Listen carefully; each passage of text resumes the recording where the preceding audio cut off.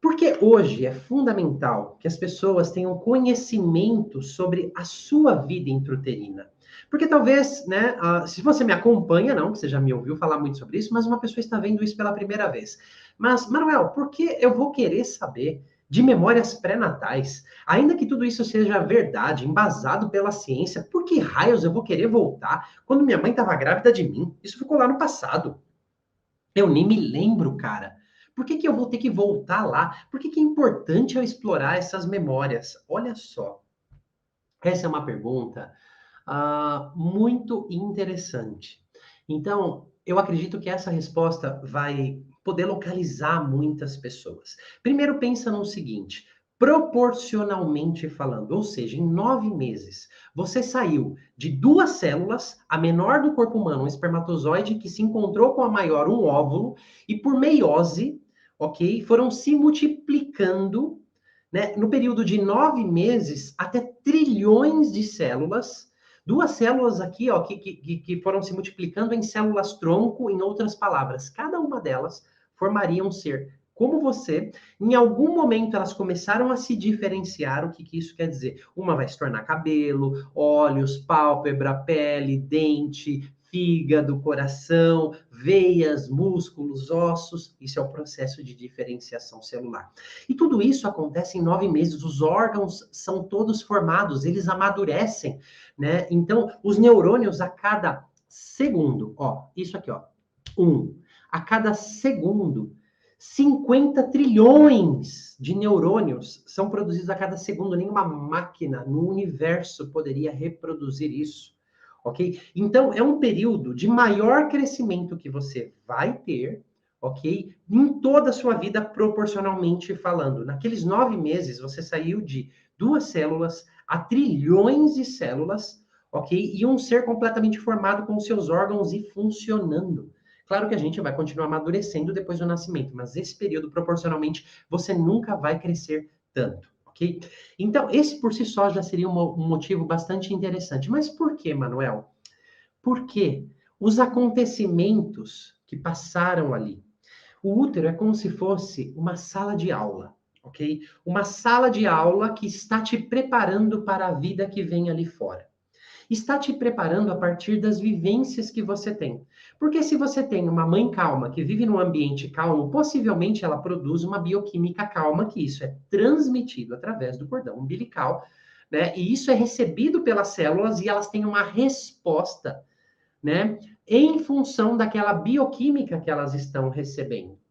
Então, elas têm uma resposta, por exemplo, de calma. Agora, imagina se é um lar com discórdia, com escassez, se é um lar com brigas, com violência, se você chegou num momento inoportuno e sua mãe está estressada, pensando se vai ter ou não ter a gestação, se os avós se opõem a essa gestação, etc. Causas aqui são diversas. Qualquer acontecimento, ele reflete nas emoções, nas sensações da mãe, e, por consequência, naquela célula se multiplicando, naquela sala de aula, a informação chega na lousa daquela sala de aula, ok? Podem acontecer eventos biológicos, descolamento de placenta, eclâmpsia, diabetes gestacional, muitas questões podem acontecer ali. Então, tudo que é vivenciado nesse período que você vai se desenvolver, né, como em nenhum outro momento. Então é como se as coisas acontecessem quase na velocidade da luz. Se você vê através das fotografias reais de Leonard Nilsson, quando estão ali,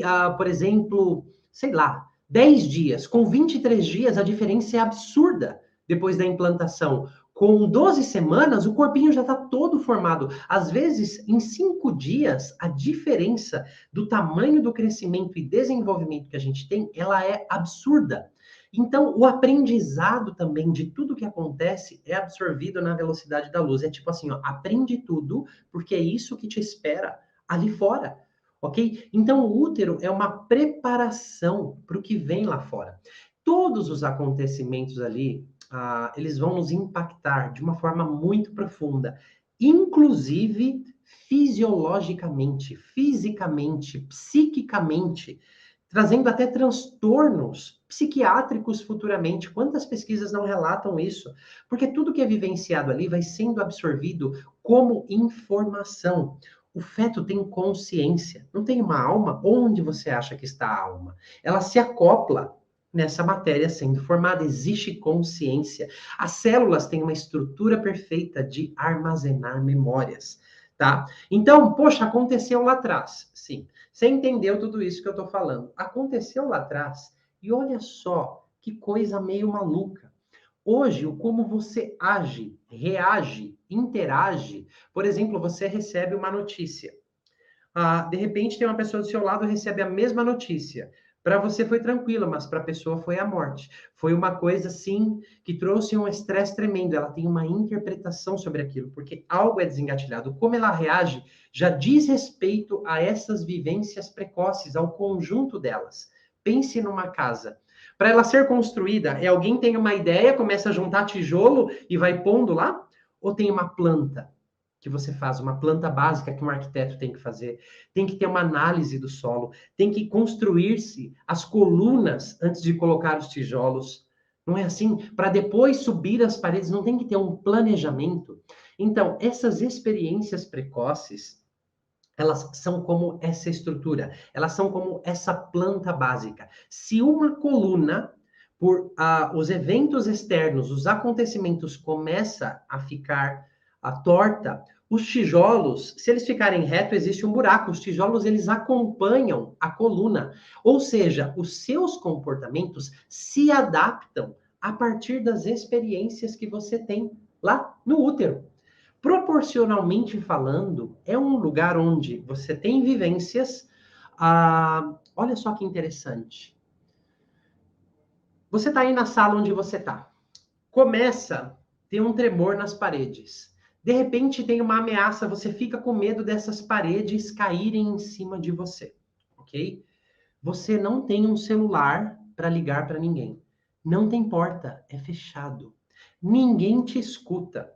Você tem que conviver com o seu pavor e essas paredes ameaçando a desabar. É quase, o que eu estou dizendo aqui, é quase proporcional a uma tentativa de aborto, ok? Não tem para onde você correr, não tem com quem você falar, não tem para quem você pedir ajuda. Tudo isso simplesmente é recebido, absorvido e o serzinho ali dentro apenas se adapta, porque não tem outra coisa a se fazer a não ser se adaptar àquelas vivências, sejam elas positivas ou negativas.